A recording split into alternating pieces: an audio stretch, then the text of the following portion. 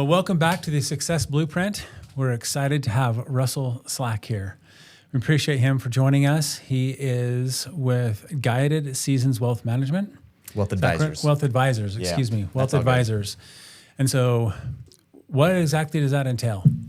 So Guided Seasons Wealth Advisors, we are a comprehensive financial planning shop and investment management company. So, I take more complex cases with people who are looking to retire and who are senior executives with larger discretionary income that want to invest their money, maybe shave a couple of years off of their working experience so they can retire a few years earlier, but want a really customized, managed experience with their investments, but also a comprehensive plan when it comes to integrating their tax strategies, integrating their estate planning, their long-term care planning, and just everything that's going to help them succeed financially over the next 30, 40 years in their retirement experience. So and it's a very dynamic, ongoing planning process that is just, a friendship, really. A friendship of knowing people, being part of their lives, part of their kids' lives, their grandchildren, and helping their wishes and their goals,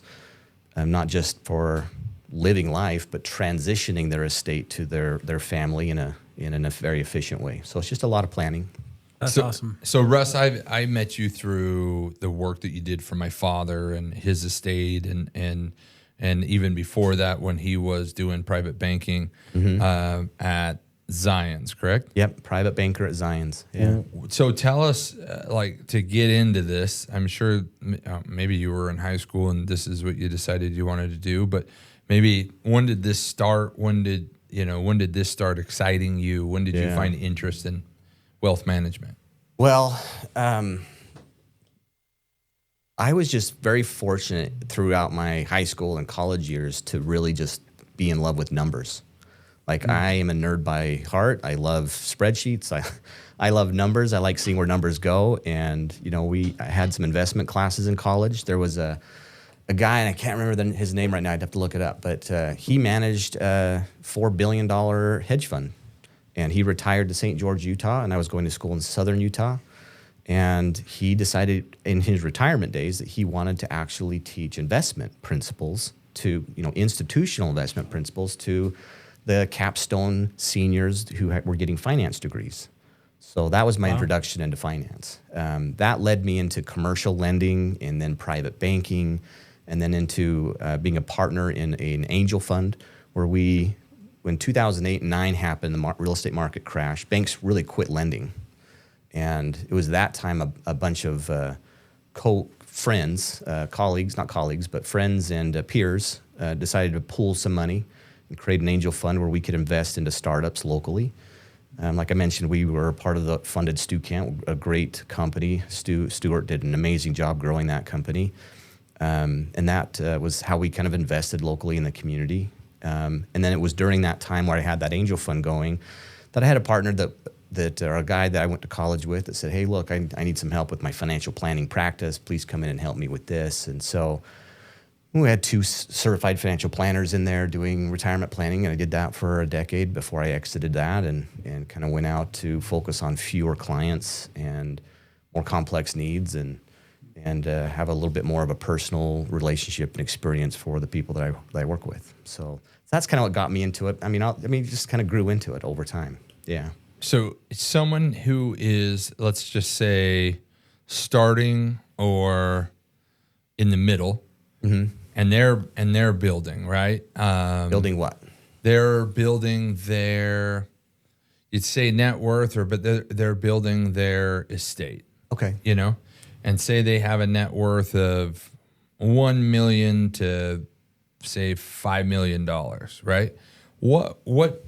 And they don't understand this. What do you can you walk through the importance of, wealth management and that sort of thing? Because to tell you the truth, I don't even understand it 100%, right? You and I talk, and I'm trying to grab all these things that you're throwing out there. There's a lot of different ways to build wealth. I mean, you're focused on real estate. Wonderful way to build wealth, build your estate. And so there's a lot of different ways and tools to do that. But What I found is there's a lot of inefficiencies with people and their income. For example, when I was a private banker, I just dealt with high net worth clients. And it didn't matter, in my experience, if someone was making $2,000 a month or $200,000 a month. They spent every penny that stayed in their checking account. I mean, I think I told you a story about a guy who called me on the 10th of the month after he received his $200,000 deposit in his checking account that he gets once a month, and he was overdraft at the 10th of the month. And he's like, oh, I need some help. Like, you guys screwed up. I'm like, we didn't screw up. Like, let me go through the transactions. So I went through the transactions. He's like, oh yeah, I bought a tractor. I bought this, I bought that, And so it really goes back to those principles of paying yourself first, having a plan and a strategy of like, I want to be efficient with my money.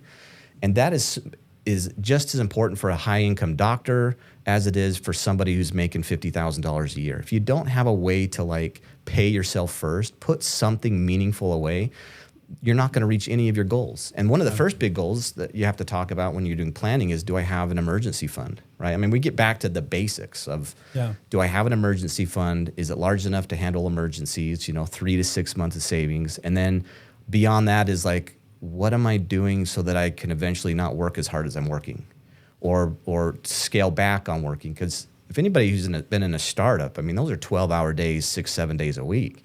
Yep. And at some point, you want to be able to scale that back and have a little bit of life. And then at some point, you want to scale that back even further and enjoy what you've built. And then at some point, you want to be able to actually retire. So, the biggest thing is having a plan of how am I going to put money away. Now, there's a lot of ways to do that. I can build it in real estate like you guys, or I can use the market. And if I'm using the market, well, there's a lot of different strategies to that too. Am I just a corporate employee that's got a senior position and I have a good income?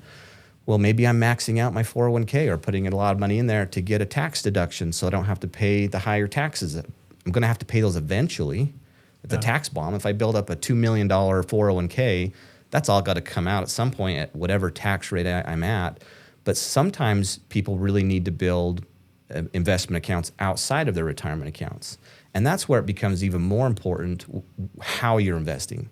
So a lot of people, we've done a really good job on our industry of convincing people that exchange traded funds, these low cost, low management fund costs are the way to go. But some of those ETFs are not the same ETFs that were built back in the early 2000s that was the spider fund of the S&P 500.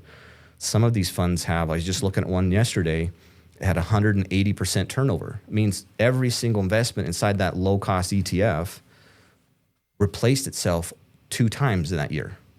In 1 year. In 1 year. And what they don't have to tell you is there's trading costs that they don't have to show on the prospectus. They're hidden costs. Yeah. So if I'm replacing my portfolio 2 times in a year in an ETF or some pooled investment fund, I'm having a lack of efficiency in my investments. But also, if it's non-qualified funds, meaning it's not retirement funds, it's after-tax funds or taxable now, that lack of control because I don't own individual stocks, they're in a fund, I don't have any tax control, I have no control over when they sell those things, I'm experiencing a lot of short-term capital gains, not long-term capital gains, and I just have no control. And so what somebody like me does is like help people get into customized stock-based portfolios, whether it's they want an index or a very targeted tactical exposure to an industry that's stock-based in what's called a separately managed account. So that's where I can mimic a fund, an index, or something, but it's all individual stocks. And your advisor can control when you sell it, when you buy it, what it is, and then through that can tax loss harvest or gain harvest your portfolio to help you reduce the taxes inside of there, especially if you're a higher net worth guy. So there's a lot of strategy, a lot of things. Taxes are a huge deal when it comes to the investments, but there's a lot of different ways to invest: retirement accounts, non-retirement accounts, real estate, and it's just a plan on how do you personally want to meet your goals. I mean, are you really fascinated on something you can hold that's tangible, like real estate? Or do you like, I have a job, I don't need a second job, I just really want to be efficient with my money and meet some goals.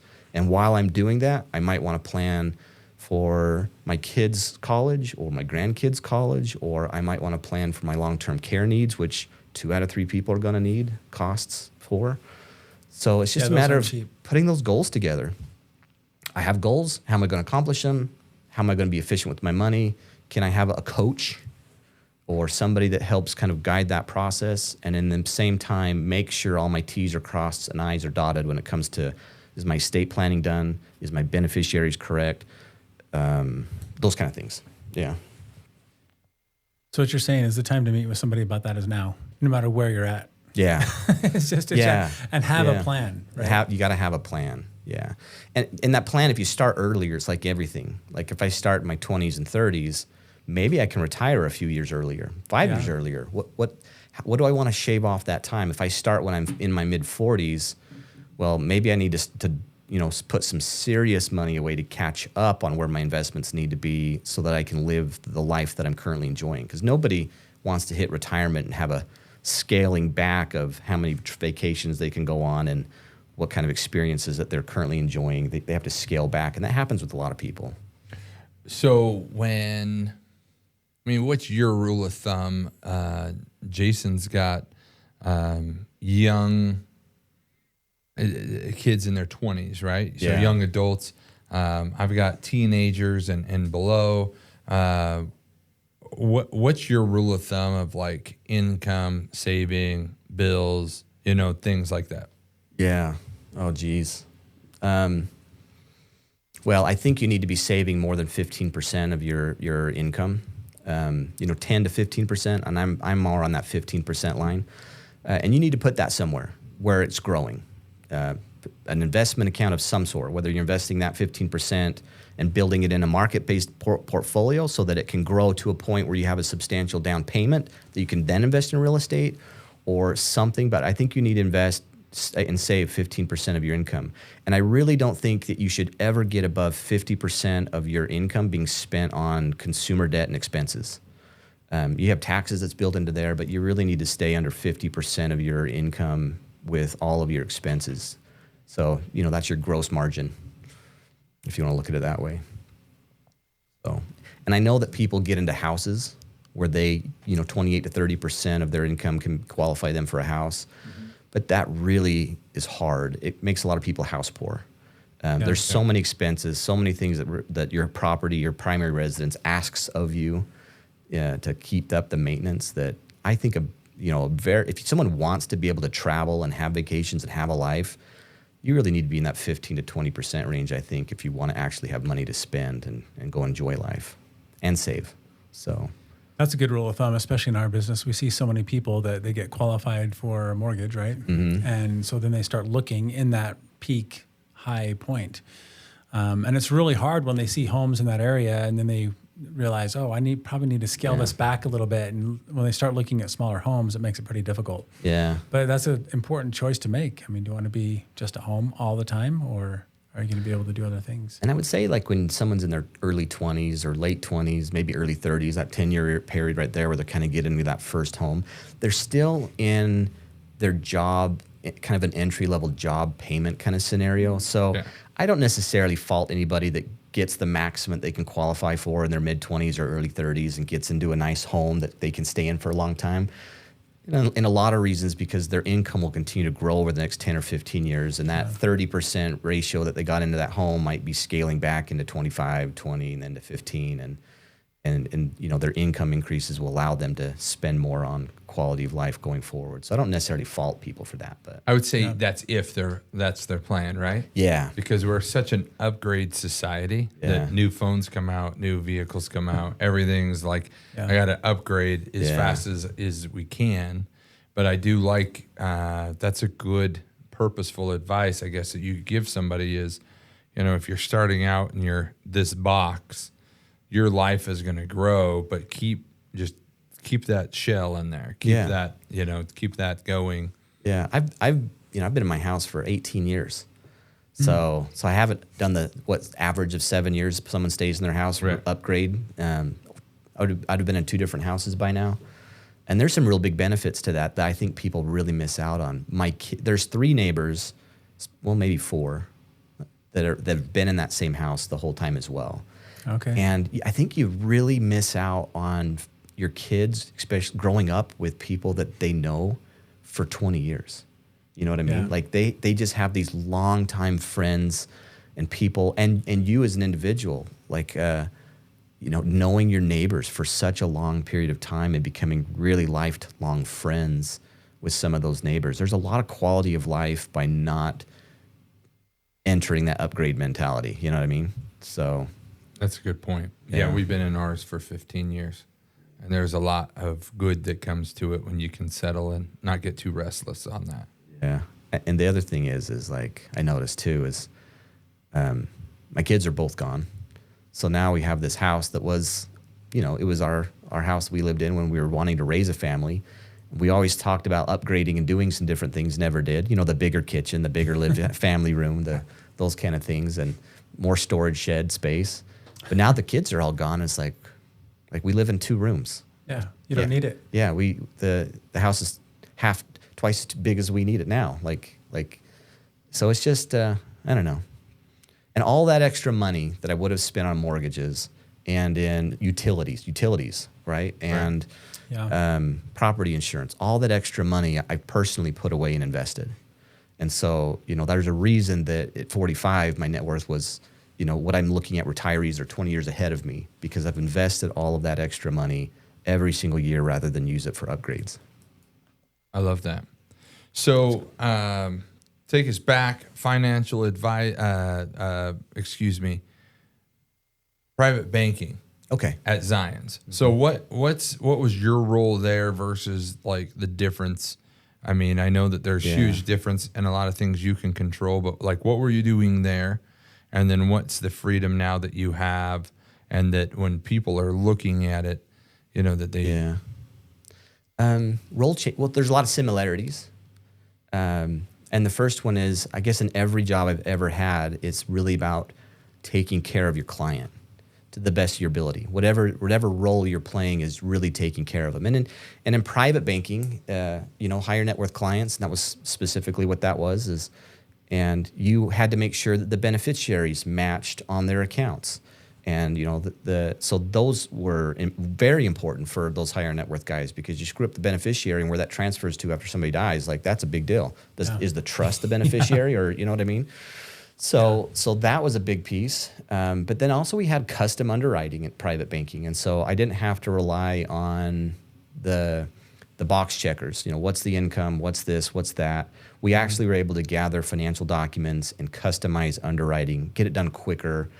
And I looked at it like a balloon. So if I had a balloon that I squoze, like maybe the income that was reported in one area was a little shallow, but my net worth and liquid assets was humongous. So I'm squeezing that balloon in one part, did it bulge somewhere else? And because of those other enhancements, whether it was net worth or liquidity or access, we're able to approve stuff that probably wouldn't have been able to be approved other places. So it was that custom underwriting was really important. So those are, some similarities and some differences. Now it's holistic planning, investment management. So there's just, I'm doing more. I'm doing a lot more for people than I did with banking. It's more encompassing over their financial life than it was just over their banking beneficiaries and loan approvals. It seems like recently there's been a little bit, I don't know if it's been a shift, or you would know way more than we would, but just there was a book came out a few years ago that we read called Die with Zero. Have you heard of that book? No. It's called Die with Zero. I love the it's concept, basically like, just live your life. Don't worry about spending everything on the kids. They can take care of themselves. Usually when they pass on money to kids, they're probably in their 60s and 70s, and it's not going to change their life anyway. So spend the money on them now. But are you seeing a shift in that? Or are people still wanting to give a good chunk to their kids? That's a great question. I see most people wanting to give an inheritance to their kids still. It's me that's trying to help them spend their money quicker. It really is. It really is. So, I argue with this, my own dad, I want people who are in their senior years to enjoy the money they've saved and the freedom that they have, and to go experience life. I mean, they've worked 40 years, and maybe you want to go see some of the natural resources that our country has that you haven't seen, and some of the sites, and go enjoy some of that stuff. And then Also, spend more time with your kids. Yeah. Go visit them more often. Spend some time in a hotel. It's okay. Travel a little bit. Spend some of this money. And the big thing is can you do that? So that's part of the planning process, and the software is like, what if I took 60 grand out of my account and took my whole family to Hawaii and had a reunion, like a destination reunion? That'd be pretty cool. Can my plan handle that? Yeah. Do I risk running out of money 10 years earlier if I did that? Like, some people can afford it, some can't, and how does the plan work? So that's a real big part of like me trying to encourage people to spend money, but then at the same time making sure that it doesn't impact their longevity of funds. But yes, most people are, I want to give something back. And most of the time, if I was to drill it down, it's the real estate. Okay. It's like, I'm okay spending my investment assets to zero, but I really want to make sure I give the house, that they can sell the house, and that would be their inheritance at a minimum. So that's kind of where I see the breakdown. Where would you say like a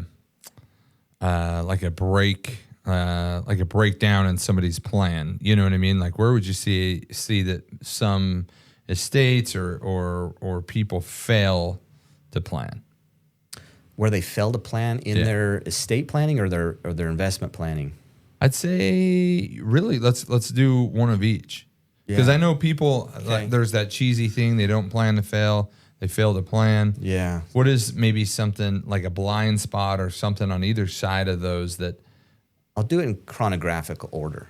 So if I failed to plan by not investing enough, or, you know, one of my favorite sayings is, a luxury once tasted becomes a necessity. Ooh, It's one of my favorite things I tell everybody. And what that means is like, well, you know, I'm fine driving a nice Chevrolet car or something, you know, but I really needed the Jaguar. And once I had the Jaguar, I you know, that's my image now. I can't go back to a Ford Focus. You know what I mean? And so those luxuries once tasted really become kind of part of the image and lifestyle of a person. And, you know, and that's great. That's fine. Personally, I'd love to own a Jaguar, right? But it is not correctly looking at where my current lifestyle is, and can I keep that up long term once I'm no longer earning a living. And there's I have a friend who's a dentist, he's a neighbor, and he said in dental school, the professor that was teaching said 95% of the people in this room are going to you're all going to make a really good living, but 95% of you won't be able to retire when you want to. And it's because they spend every penny that they make. They increase their lifestyle every time they get a raise, and they fail to look at how much can my portfolio sustain. And so if you've got a guy, for example, who's spending $20,000 a month, and at retirement he has no income other than Social Security, and maybe that's let's say $5,000 a month. There's a $15,000 deficit. Well, maybe they only saved $2 million. Well, if I'm using just a rough rule of thumb of 4%, a withdrawal rate, you know, that's a pretty good rule of thumb. That's $80,000 a year in income without jeopardizing the longevity of my plan. Well, $80,000 plus another $60,000, it's not really going to get me where I needed to go with taxes and all my expenses, and 20 grand a month. So it's just a failure to realize my current lifestyle and what I'm saving. Can I keep up with that lifestyle? And maybe there's some adjustments that need to be made. And that's why long-term planning is important. So failing to plan is that for investment purposes, but let's talk about estate planning for a minute too, the second piece of that. And that can be horrific. If, for example, you were a senior executive at, let's say, the Idaho National Lab, and you've saved a lot of money, and you get divorced, and the wife gets part, you get the other part, but 10 years in, you're married again, you know, you've worked in there 10, maybe 15 years, you've built that account back up, you've put extra money in because you lost a bunch of it, but you never changed the beneficiary. And then something happens to you and you pass away, and then your current wife gets nothing.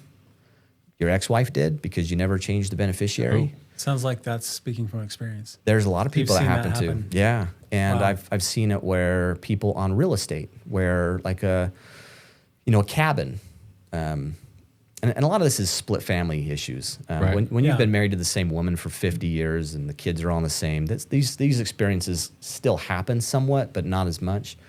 But you have a second marriage later in life because your first wife dies, and you're in your late 60s or 70s, and I have this wonderful cabin somewhere or something, and I didn't do the estate planning, meaning I didn't put those assets into a trust.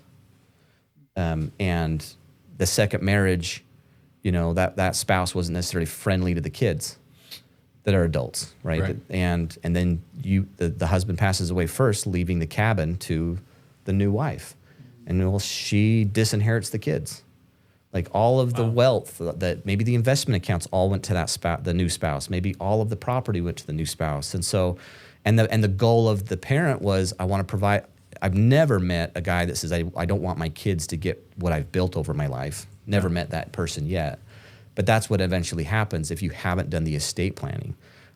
Your estate could go somewhere else, and all of your goals, all of the things that you planned your whole life about your kids getting something is just gone. Wow. And that's because you failed to plan, failed to take a look at those estate planning issues. And that's as or more devastating than not having money in the first place. How often should somebody review that, or that's why they have an advisor that helps them? Yeah. So our job really, because we're so, like, I really want to be personal friends with all of my clients. I want to know their kids. I want to know their grandkids. I want to know when someone's going to college. You know, I want to know what their plans are this year for vacations so that we can help plan, like, hey, let's take some money out of this or do that or help you plan for something, right? Like, I really want to be that involved. And because I am, when a kid passes away or you have a spouse that passes away, then I know everything needs to be adjusted. I've got to redo who the contingent beneficiaries are. I've got to redo who the primary beneficiaries are.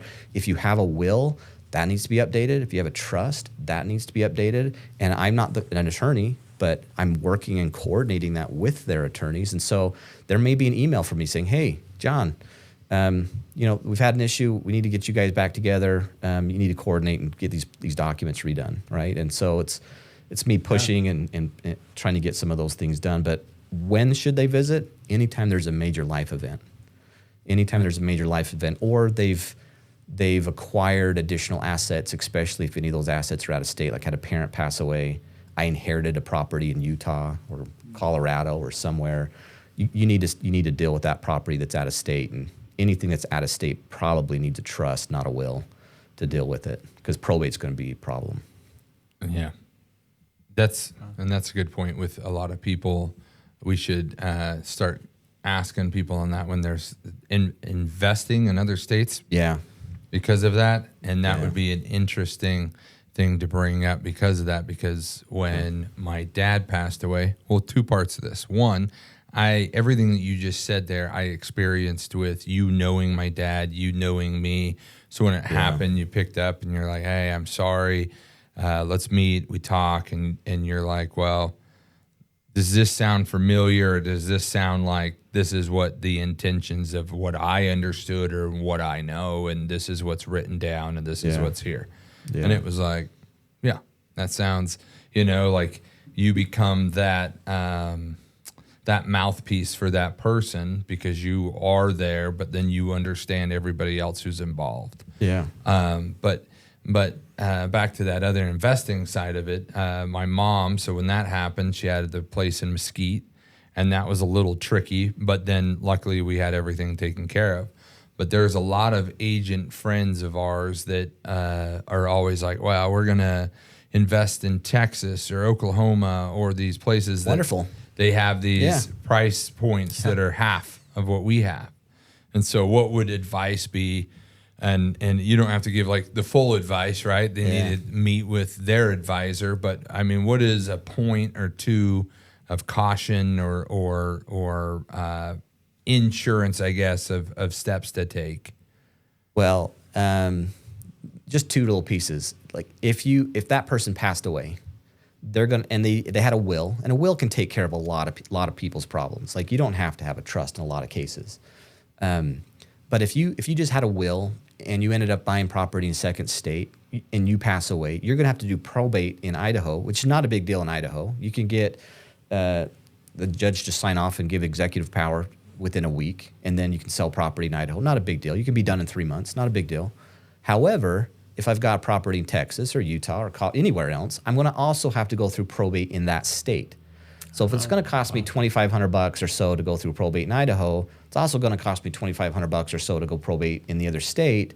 And I could have just solved that by spending $3,000, a little bit more maybe, on a trust and had everything put in the trust, and I don't have to probate it twice. And especially if I've got a family where just one parent died, and now I've got to probate that person, and some have a simplified process for that, for a spousal passing away. Some states and counties don't. You might end up going through probate 4 times. Right. Yeah. So anytime you really end up with property out of state, I'd talk to an estate planning attorney and say, and probably really lean towards getting a trust at that point to simplify just the costs. And like, when you talk about beneficiaries on an account, well, if I've got all these things in places everywhere else, if I'm just changing one document instead of I have 10 kids, I can just change that one document and have all of my beneficiaries changed rather than having to go to every single account every time something happened. Makes sense. We see a lot with probate as well, where I'm surprised how often it happens, at least in our roles. But Yeah. it's we see where siblings they're nowhere to be found. They've lost touch. They weren't real close. They lost touch. It's done, Yeah. and so then it takes so much longer, and it becomes kind of a pain at that point. Yeah. And so Yeah. so that can be. I think a lot of times that would have saved a lot of grief, even if it was in Idaho, if they don't have contact or they know the siblings aren't communicating. Yeah. And I think when you have, speaking of it, estate planning attorneys, like if you've got siblings that don't get along at all, and maybe they're from 2 different marriages, like, and they just don't get along, like that, having a trust really helps, or getting your estate planning attorney involved in preventing bad actors.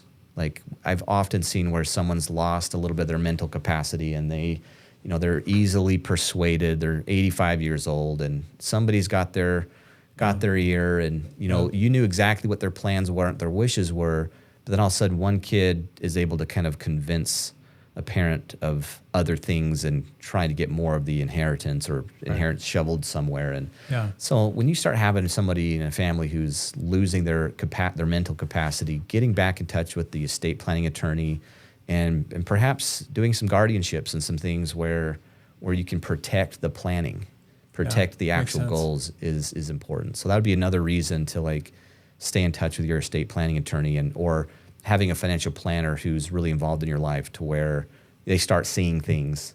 Yeah. They can prevent some things from happening, and then they can pull people back in and coordinate a little bit more of a defense against those wishes getting destroyed, the planning getting destroyed. You and I talked on your podcast about just things that I've learned through my dad and different things, but going to meetings of all of these things, it's years of knowledge of me learning that I need to stay in my lane and meet people like you who know what they're doing, right?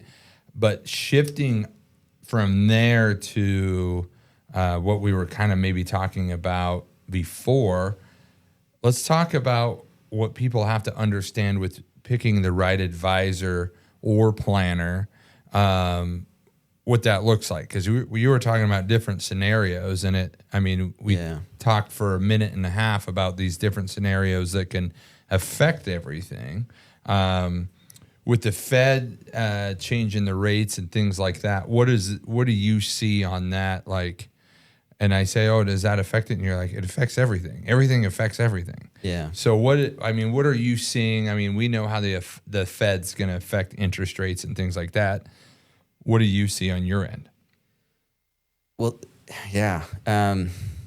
So everything affects everything, right? So we talked a little bit about, the Fed's arguing with the president about interest rate reductions, or the president's trying to strong arm them. The first time ever we have a Fed that's trying to be removed from the Federal Reserve Board, which is interesting to watch. We talked about a little bit of international politics with the Hamas releasing hostages, and that's a big deal because is Israel going to pull us into a war? Could Ukraine pull us into a war? Does that impact our our relationship with China and then Russia, and does that cause international incidents? And so all of this news out there, it can be considered noise if you have a really good plan. When you have, okay, if I'm pulling money out of an account, I really have a bucket of money that's more protectionist oriented, and I have my longer term growth. And so some of this stuff you can really, I guess, find peace of mind through a well-designed strategy to pull money out of accounts and have things allocated the right way. But for someone who's in their accumulating years, that noise can be really hurtful. And especially if you're 10 years away from retirement and you see this noise, all this stuff, and you don't know what to do, and you see the wild swings in the market. I mean, we've had some 2% gain days recently and some 2% loss gains. And when you're looking at a $100,000 or $100 million portfolio and you have a big 2% change, I mean, that's a big amount of money in one day. Up, down 20 grand. That's and if it goes for a month and I lose 8 or 10% of that, did I just lose $10,000 or $100,000 out of my $1 million account? I'm looking to retire in 3 years. So having a well-designed plan is important, but what kind of planner do you get, do you engage? And I think that's important as well, because I think I run into people who are frustrated a lot with when they have a planner, or they have an investment advisor, and they come in for a review, and it's just, well, this is what's happened over the last 12 months. And, we can change some allocations going forward. But their reviews are more of like, it's already happened. I have no control. And so they feel like they're just a ship on the water getting blown around by whatever noise is out there. And there's really not a forward-thinking plan. So if you're paying money for an advisor, it really should be somebody who's like, meeting or talking to you quarterly or regularly, has a plan for the next 12 months, written plan of, hey, I'm going to be working on this, and this over the next 12 months. And, if we need to make an adjustment of something, then we'll talk, right? Like somebody that's more engaged in your life, because if you're just using somebody that's just a reporting mechanism, here's your statement, here's what it shows you, and then that's all the advice that you get. There's no advice there. You can find that on your own, right? You can. Well, and some of those meetings I went to weren't always good meetings, not with you, but with other banks when he would go. Yeah. And they would do that, just what you said. They'd lay out and say, well, this is what it is, but don't panic, because and he's like, it's already happened. It's already happened. How did we not, how is this? Yeah. Like, what in the world? And so that was always interesting. So when you said that those, kind of memories or that knowledge kind of goes off, that, you got to prepare and as you're going, best as you can. I mean, you don't have a crystal ball as much as we don't have a crystal ball. Right. And but I think involvement is important. Like, does the person you're working with have your back, and you can feel like they really care about you and your family, and they have your best interests in heart, and they know what's going on, and they're active and forward thinking? I mean, those are the questions.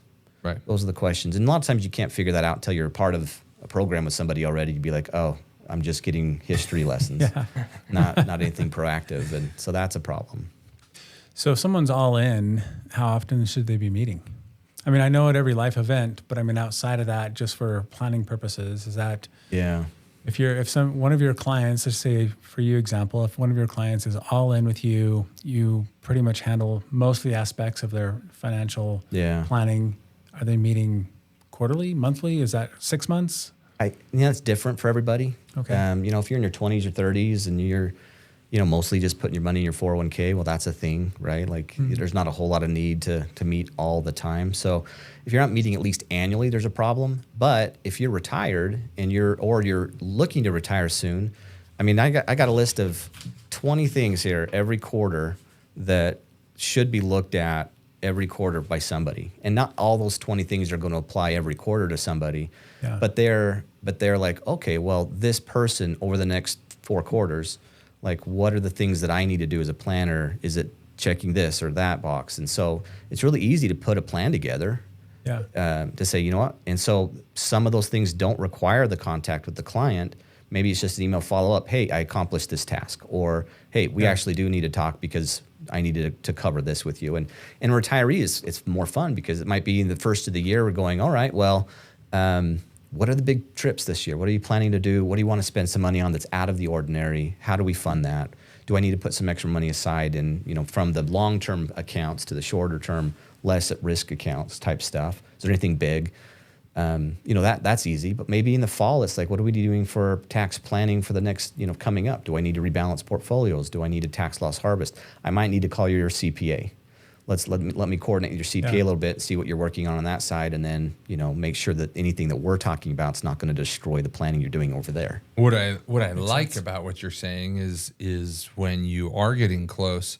I mean, every dollar needs to be accounted for and where it's going and how it's going to perform. Yep. And if you wait and then you get the history lessons, I mean, it's like taking a dip in your income or getting your paycheck cut or, however you want to look at it. Yeah. What is a few things off of that you would say, like, to meet with quarterly that somebody could,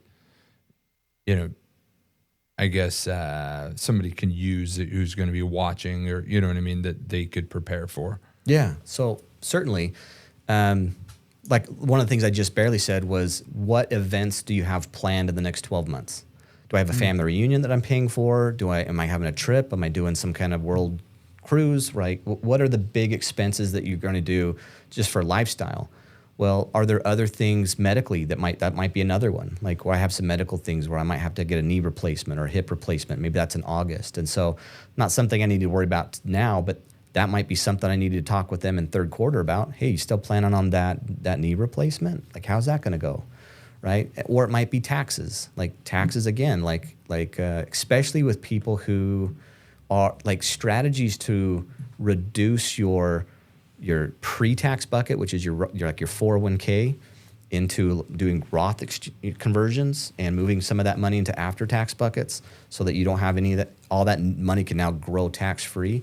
Well, you can save hundreds of thousands of dollars over your lifetime, hundreds, if you have a good plan on that. So, and it might be, again, communicating with, I had a big withdrawal because I went on vacation, did some kind of like destination vacation that was kind of a once in a 10-year kind of thing. Well, then we might need to scale back on the Roth conversion a little bit because we still don't want to hit what's called IRMAA, which is where we've done too much of a withdrawal and cause a tax issue where you now are going to pay for your health insurance. It's going to double your health insurance 2 years from now because it has a 2-year look back. Oh, wow. And so if I've done too many withdrawals this year, I might in 2 years end up paying, instead of, $12,000 for me and my wife in total for the year in health insurance, it might be 24 grand, right? Like it. So I might really have an impact on some costs if I don't have somebody looking at and watching and paying attention to that, because no one knows, no one has a clue. Yeah. So all those little things that you just stay in touch with, and like, it's not hard to create a plan. Yeah. Yeah. But a lot of people don't. So I'd probably say most people don't. I don't know. I don't know. So I think maybe their plan is not as strict as what it needs to be. You know what I mean? It's not as a detailed plan of, I think we have a plan or an idea what we want it to look like, but there's a lot of little potholes or pitfalls that you can. Yeah. No one ever comes to me because they're really happy with where they're at.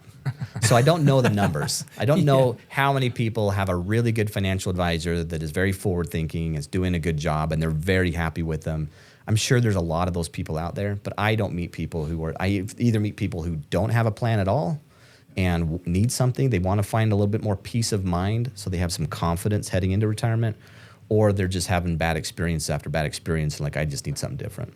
Yeah. So those are the people I meet. So let's say you're 25 years old. Like, what advice would you give? It's a 25-year-old running a business, or say they're working someplace, right? Either way, married, 1 or 2 kids. Like, what advice could you give them? Fatherly advice, friend advice that would help them? First thing is realize that the education that you're probably just either completed or still going through is important, and that is investing. Like, your education is investing in yourself to be able to earn more money later.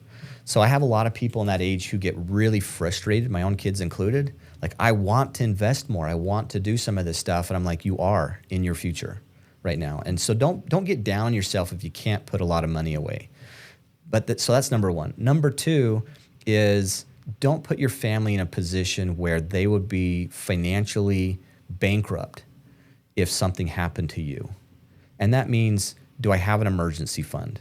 And if I don't have an emergency fund, at least do I have enough credit cards to cover a big emergency, right? Like a short-term emergency. I mean, we don't want to use those, but absent actual checking savings account money, that's a benefit. But also life insurance is super important. I love that GoFundMe is out there, but at the same time, I hate it. Because every time I see someone that has a GoFundMe account, it goes, I look at it and it goes, that was somebody who had the means but failed to protect their family. And it doesn't cost a lot. I mean, if I'm talking 20, 30, 40, 50 bucks a month for $1 million in life insurance, like that's a significant sum of money, and it's not very much. And yes, only 2% of people are ever going to use their life insurance, and it's never going to be me. But you just don't want to put your family in a position, if something did happen, that they're going to be financially destitute. And if you've got kids a part of that, like, don't put your family in that position. Get some significant insurance that's going to cover not just your expenses. I got a mortgage and a car. That's paid off. No, put a little bit more money away so that they have the ability to have some time to get their life in order. And so 10, 15 times your income. And some people recommend higher, like 20 or 30, but at least 10. If you can do 15 or 20, that's great, but times your income, that would be a huge piece. Investing can come. And just start as early as you can. So that'd be 1, 2, and 3. What term or whole? Term or whole? Term or whole, yeah. Big fan of term. It's super cheap and easy. I think there's a lot of people out there that try to sell indexed universal life insurance or whole life insurance as an investment. Mm-hmm. And even the companies that sell those insurance products, they don't sell it as an investment because it's not. But they do have good purposes. I mean, I have an indexed universal life policy on me and my wife, and that is for long-term care planning, not for my primary insurance payouts, but those types of policies allow you to use the policies before you die if you have a long-term care need. And that's, the 6 activities of daily living. I can't get out of bed, shower, toilet, transfer, those kind of things. I can't do those because I've had a significant issue. And they're good for offsetting long-term care costs, but I wouldn't put them down as an investment, and I wouldn't put them, I guess, primarily that. So I love term. Term's cheap and easy, but it's meant to expire by the time you're 80. So if someone hasn't saved enough money to where they can leverage assets for long-term care planning, those whole life or indexed universal life policies both that have accelerated death benefits can be a significant benefit for long-term care planning. So not against them, but they just need to be used in the right way. And it seems like more and more people are going into some sort of long-term care for a little bit of time at least. 2 out of 3 people need long-term care, in-home or in a facility. Yeah. That's a lot. It is a lot. If you had 2 of your 3 neighbors, so both one on each side, whose house is burned down, because that's about the cost of long-term care, $300,000, either side of your neighbors burned down, nobody would not have insurance on their home. Yeah. Right? If you think of it that way. You would never not have insurance on your home. But not a lot of people are planning for long-term care costs early enough to where they can save for it and then later leverage resources or have something that they put in place to help with those costs. And you can think of, well, if I can leverage $100,000 to provide $300,000 of long-term care, that's a good use of resources, right? And so even if I'm later and I can leverage those resources, there's ways to do that. But if I don't do that, is there a possibility that I exhaust or use a significant amount of the money that I've saved to live on in my late 60s, early 70s? Maybe it was an early hit, leaving a spouse to live another 10 or 15 years impoverished. So planning is important, right? Some people choose to self-cover. Some people choose to have something put into place for it. Interesting. Well, this is awesome. Such good information. I think, something that I've always thought about is just setting those things up so they're automatic. The savings every month, the things like that. That just so you're not thinking about it, money goes in, gets split, however that is, and to where you're not having to think about it, because I do see where most people are spending up to their limit. Like, I love that quote that you gave. What is it?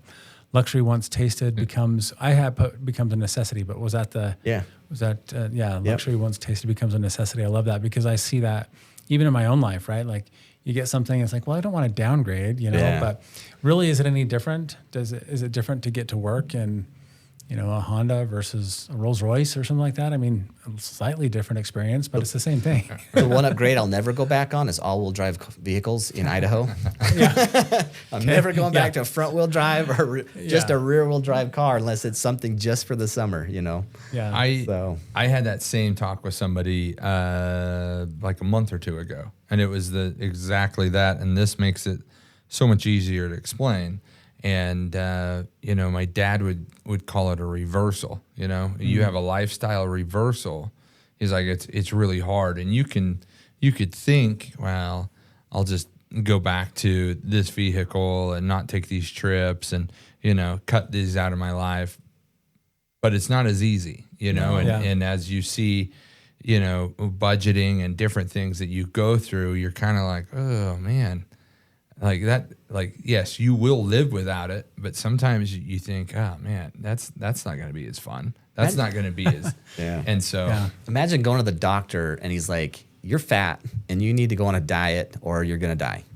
And you're like, well, I don't want to die, but you just called me fat, right? Like, and I have to go on this diet now. Like it's not a fun conversation for anybody. And they might be like, that doctor has no bedside manners. He wasn't very kind to me. It happens all the time. I'm going to change to the other doctor. Yeah, I'm going to go to a different doctor, get the same opinion, right? And that happens in finance as well. Like you'll come to somebody and be like, oh man, $20,000 a month is what you're living on right now, and you've only saved $1 million, and you're 60. Well, we're gonna have to we got to have a talk, and it's not gonna be fun talk because you're gonna be done working. There's no more money that you're gonna be putting away, and you go to Hawaii every single quarter.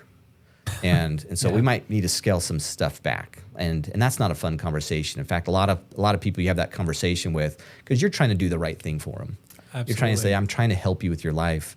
They're like, I didn't like that advice at all. I'm going to find somebody else I can get better advice from. I'm like, well, good luck, because honestly, I don't want that client anyway because it's going to be 20 years of fighting with it. You're telling me how much I can spend out of my own money. I'm like, no, I'm just telling you how to use it so it doesn't run out in 5 years.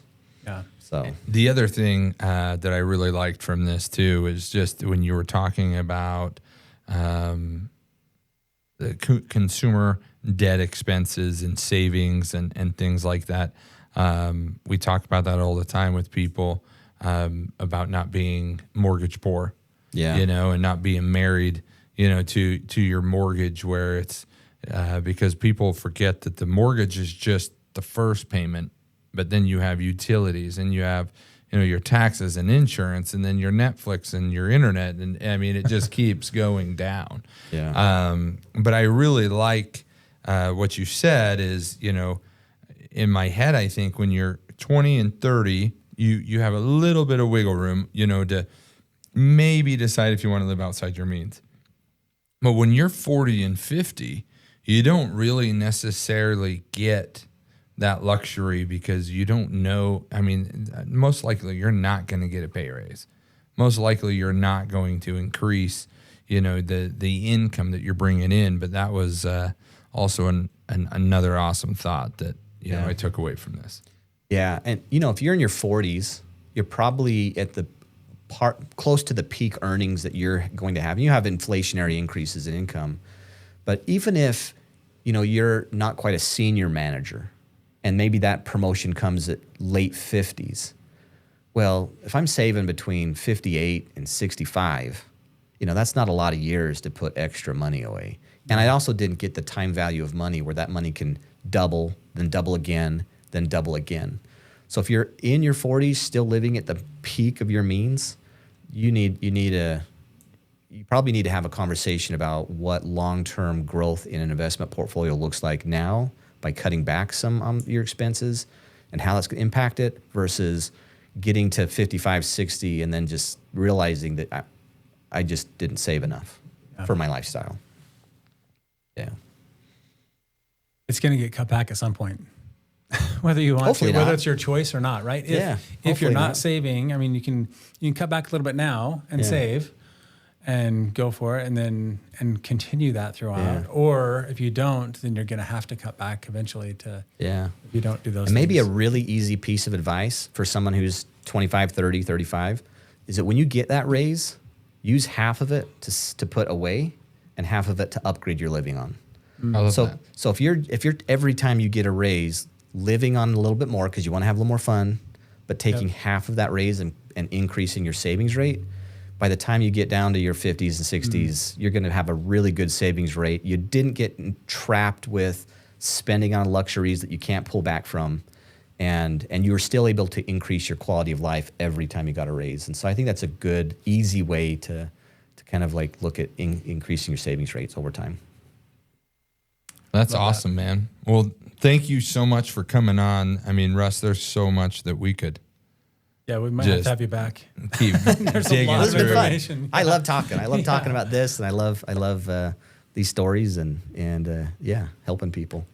That's awesome. Well, perfect. Well, yeah, we'll definitely have to figure out a quarterly thing so it's even up with the time of when we're coming, so that you can, we can get more good information out there. So, Awesome. Anyway, so how can they find you, Russ? I know we'll post the links, but Yeah, so my website's just easy. It's guidedseasons.com. And right on the website, you can find out a lot about what we do and schedule appointments if you need to do that. There's also the podcast, which is The Retirement Experience on YouTube.